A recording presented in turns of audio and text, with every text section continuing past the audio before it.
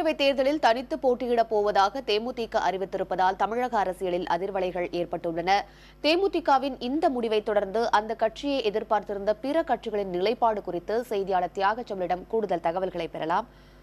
செம்மல், திமுக, தேமுதிக, காங்கிரஸ் என்கிற ஒரு கூட்டணி நமக்கு கூடுதல் பலத்தை கொடுக்கும் என்று திமுகவின் தொண்டர்கள் மட்டத்திலேயே ஒரு நம்பிக்கை இருந்து வந்த நிலையில தற்போது தேமுதிகவின் தனித்து நிற்பது எங்கள் தலைமையிலான கூட்டணியை ஏற்றுக்கொள்பவர்களோடு கூட்டணி என்கிற ஒரு நிலைப்பாடு வந்திருக்கிறது. இந்த நிலைப்பாடு திமுகவிடம் தாக்கத்தை ஏற்படுத்துமா?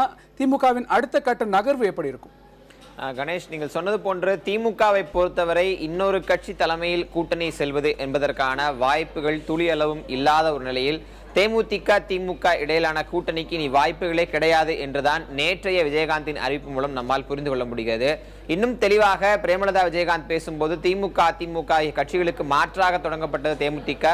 இவர்கள் இருவரோடும் கூட்டணி கிடையாது, இவர்கள் இருவரையும் ஆட்சியை விட்டு அகற்றுவதற்கு அந்த ஒத்த கருத்துடைய கட்சிகள் எங்களோட கூட்டணிக்கு பேச வரலாம், விஜயகாந்தோடு பேச்சுவார்த்தை நடத்துவதற்கு வரலாம் என்று அவர் ஒரு திறந்த அழைப்பை விடுத்திருந்தார். அந்த நிலையில் இனி திமுக தேமுதிக கூட்டணிக்கான வாய்ப்புகள் இல்லை. திமுகவை பொறுத்தவரை வாக்கு வங்கி கணக்கின் அடிப்படையில் தான் தேமுதிக தங்கள் அணிக்கு வர வேண்டும். அது ஆளும் அரசுக்கு எதிரான ஒரு வலுவான அணியாக மாறுவதற்கும் ஓட்டுகள் சிதறாமல் தடுப்பதற்கும் பயனளிக்கும் என்ற வகையில் அந்த வாக்கு வங்கி கணக்கின் அடிப்படையில் தான் தேமுதிகவிற்கு தொடர்ச்சியாக திமுக தலைமை அழைப்பு விடுத்து தேமுதிகவின் முடிவிற்காக காத்திருந்தது. இன்னும் சொல்லப்போனால் காங்கிரஸ் கட்சியும் தொடர்ச்சியாக தேமுதிக அழைப்பு விடுத்திருந்தது. இந்த சூழ்நிலையில் தற்போது தேமுதிக திமுகவோடு செல்வதற்கான வாய்ப்புகள் முற்றும் முழுதாக மூடப்பட்டிருக்கூடிய நிலையில் திமுக, காங்கிரஸ், இந்திய யூனியன் முஸ்லீம் லீக் இன்னும் சில இதர கட்சிகள் சேருவதற்கான வாய்ப்பு இருக்கிறது. இப்படி ஒரு கூட்டணியில் தான் திமுக தேர்தலை சந்திக்க இருப்பதாக நமக்கு தகவல்கள் வருகின்றன. நேற்றைக்கு தேமுதிக அறிவித்திருக்கக்கூடிய முடிவு குறித்து தற்போது அண்ணா அறிவாலயத்தில் தேர்தல் அறிக்கை ஆலோசனை கூட்டம் ஒன்று நடைபெற்று வருகிறது. இதில் திமுக தலைவர் கருணாநிதி, பொதுச் செயலாளர் அன்பழகன், மாநில உறுப்பினர் கனிமொழி உள்ளிட்டோர் கலந்து கொண்டு பேசி வருகிறார்கள். திமுக பொருளாளர் ஸ்டாலின் திண்டிவனத்தில் ஒரு திருமண நிகழ்ச்சிக்காக சென்றுவிட்டு தற்போது சென்னை திரும்பிக் கொண்டிருப்பதாக தகவல் வந்து கொண்டிருக்கின்றன. இந்த சூழ்நிலையில் தேமுதிகவின் முடிவு குறித்து திமுக ஆலோசித்து வருகிறது. ஆனால் தேமுதிகவின் இந்த முடிவு குறித்து எந்த விதமான கருத்துக்களும் திமுக தரப்பிலிருந்து வராது என்றுதான் நம்பத்தகுந்த வட்டாரங்களின் தகவல்கள் சொல்கின்றன. கணேஷ், மற்றொரு பக்கம் தேமுதிகவின் வரவை அதிகம் எதிர்பார்த்திருக்கக்கூடிய கூட்டணிகளில் மக்கள் நல கூட்டணி முக்கியமானது. நேற்றைக்கு கூட நாங்கள் பரிசீலிப்போம், விஜயகாந்தின் தலைமையை ஏற்றுக்கொள்வது பற்றி பரிசீலிப்போம் என்று மக்கள் நல கூட்டணி தலைவர்கள் கூறியிருக்கக்கூடிய இந்த நிலையில மக்கள் நல கூட்டணியின் அடுத்த கட்டம் எப்படி இருக்கும்? அவர்கள் இது பற்றி ஆலோசிக்கிறார்களா? கணேஷ், நாம் விஜயகாந்த் அறிவிப்பில் இரண்டு விஷயங்களை பார்க்கலாம். ஒன்று, முதலாவதாக விஜயகாந்த் நான் தனித்து போட்டியிடுவேன், தேமுதிக 234 தொகுதியிலும் தனித்துத்தான் போட்டியிடும் என்று சொல்லி தனது பேச்சை நிறைவு செய்கிறார். அடுத்த சில வினாடிகளில் மீண்டும் மேடையில் பேசக்கூடிய பிரேமலதா விஜயகாந்த் தலைமையில், விஜயகாந்தை முதலமைச்சராக இருக்கக்கூடிய விஜயகாந்த் தலைமையில் அமையக்கூடிய ஆட்சிக்கு கூட்டணிக்கு வரக்கூடிய திமுக அதிமுகக்கு மாற்று என்ற ஒத்த கருத்துடையவர்கள் தாராளமாக வந்து விஜயகாந்திடம் பேசலாம் என்று ஒரு கேள்வியை அந்த இடத்தில் அவர் துவக்கி வைக்கிறார்.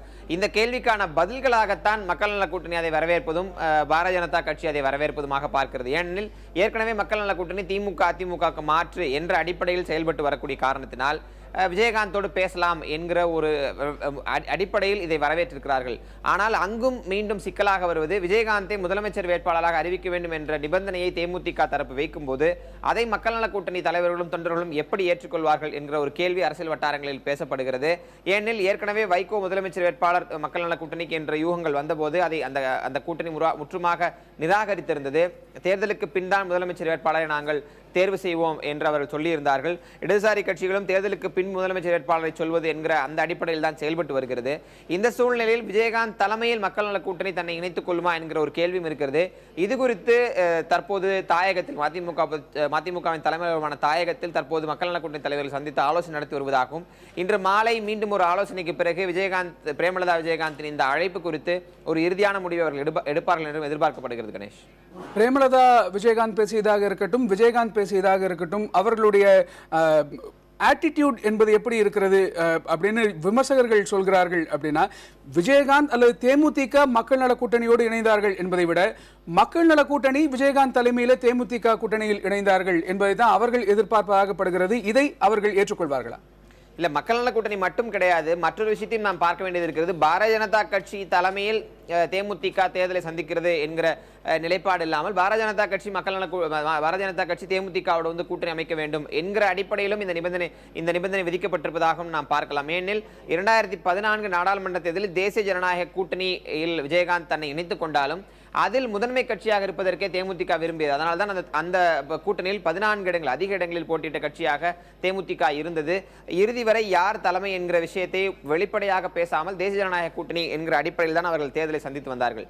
இந்த சூழ்நிலையில் தான் மக்கள் நல கூட்டணியில் விஜயகாந்தோடு மக்கள் நல கூட்டணி, தேமுதிகவோடு மக்கள் நல கூட்டணி இணைந்து விட்டது என்கிற ஒரு பிம்பத்தை ஏற்படுத்த தேமுதிக தரப்பு முனைகிறது. ஆனால் இதற்கு முன்பாகவே தேர்தல் களத்தை சந்தித்து விட்ட நாங்கள் எப்படி சென்று மீண்டும் ஒருவரோடு கூட்டணி வைப்பது, தலைமை என்கிற விடயத்தை தாண்டி கூட்டணியாக வரலாம் என்கிற அடிப்படையில் தான் தற்போது மக்கள் நல கூட்டணி தலைவர்கள் இருக்கிறார்கள். பாரதிய ஜனதா கட்சியை பொறுத்தவரையும் அது ஒரு முக்கியமான விஷயமாக இருக்கிறது. பாரதிய ஜனதா கட்சி தலைவர்கள் பெரும்பாலானோர் தேமுதிகவின் இந்த முடிவை, அதாவது திமுக அதிமுகவுக்கு மாற்றாக தனித்து போட்டி என்கிற முடிவை வரவேற்கிறார்கள். ஆனால் அவர்கள் தலைமையில் பாரதிய ஜனதா கட்சி போய் கூட்டணி வைப்பது என்கிற முடிவை அவர்கள் ஏற்றுக்கொண்டதாக தெரியவில்லை. அது குறித்து ஆலோசித்து முடிவெடுப்பதாகவே தமிழிசை சவுந்தரராஜனும் பொன் ராதாகிருஷ்ணன் செய்தியாளர்களிடம் பேசியிருக்காங்க. கணேஷ், செம்மல் தற்போது தனித்து போட்டியிடுவதாக அறிவித்திருக்கும் இந்த நிலையில் வாக்கு வங்கியின் அடிப்படையில் இவர்களுடைய சாதக பாதகம் எப்படி இருக்கும்? வாக்கு வங்கியை பொறுத்தவரை தேமுதிக 5% வாக்குகளை கடந்த 2014 நாடாளுமன்ற தேர்தலில் பெற்றிருக்கிறது. அந்த கடைசி தேர்தல் வாக்கு வங்கிகளை தான் பொதுவாக அலசக்கூடிய அரசியல் ஆர்வலர்கள் எடுத்து பார்க்கிறார்கள். ஆனால் இந்த 5% வாக்கு வங்கி கீழே தொகுதி வாரியாக செல்லும் போது ஒரு சில பகுதிகளில், அதாவது வடக்கு பகுதியில், சில இடங்களில் மத்திய தமிழகம், வட தமிழகத்தில் இருக்கக்கூடிய பகுதிகளில் ஓட்டுகளை வெற்றி தோல்விகளை தீர்மானிக்கக்கூடிய ஒரு வாக்கு வங்கியை தேமுதிக பெற்றிருக்கிறது. யார் வெற்றி பெற போகிறார்கள், யார் தோல்வியடைய போகிறார்கள் என்கிற வாக்கு வங்கி தேமுதிக கையில் தான் இருக்கிறது. அதனை தங்கள் வசப்படுத்துவதற்கு தான் தேமுதிகவை கூட்டணியில் இருப்பதற்கு பல கட்சிகள் முயற்சித்தன. குறிப்பாக அடுத்து ஆட்சி அமைக்க வேண்டும் என்கிற முனைப்பில் இருக்கக்கூடிய திராவிட முன்னேற்ற கழகம் தொடர்ச்சியாக தேமுதிகவை அழைத்து வந்தது. ஆனால் இந்த முடிவுக்கு பிறகு வெற்றி தோல்விகளை தீர்மானிக்கக்கூடிய தேமுதிகவை தங்கள் வசம் கொண்டு வரும்போது ஒரு சில தொகுதிகளில் கணிசமான அளவு வாக்குகளை பெருக்க முடியும் என்கிற அந்த தேவை என்பது தேமுதிகவை நோக்கி இருப்பதால் அரசியல் கட்சிகள் தொடர்ச்சியாக தேமுதிகவை நோக்கி தங்கள் ஆயுதங்களை வீசி வருகிறார்கள் என்றுதான் பார்க்க வேண்டும். உமா, செம்மல், ஏற்கனவே பாட்டாளி மக்கள் கட்சியின் சார்பில் அன்புமணியை யார் முதல்வர் வேட்பாளராக ஏற்றுக்கொள்கிறார்களோ அவர்களோடு கூட்டணி என்று அவர்கள் சொல்லியிருக்கிறார்கள். தற்போது தேமுதிகவின் தரப்புல விஜயகாந்த் தலைமையில கூட்டணி வைப்பவர்களை வரவேற்கிறோம் என்று சொல்லியிருப்பதன் மூலமாக பாட்டாளி மக்கள் கட்சிக்கு கூட்டணி அமைப்பதில் ஏதாவது நெருக்கடி இருக்குமா? பாட்டாளி மக்கள் கட்சியை பொறுத்தவரை ஒரு விஷயத்தில் அவர்கள் தொடர்ச்சியாக தெளிவான உறுதியான நிலைப்பாட்டை எடுத்திருக்கிறார்கள் என்றுதான் நாம் பார்க்க வேண்டும். அதாவது அன்புமணியை முதலமைச்சர் வேட்பாளராக அறிவித்து கிட்டத்தட்ட ஓராண்டுகளுக்கு மேலாக அவர்கள் பிரச்சாரத்தில் ஈடுபட்டு வருகிறார்கள்.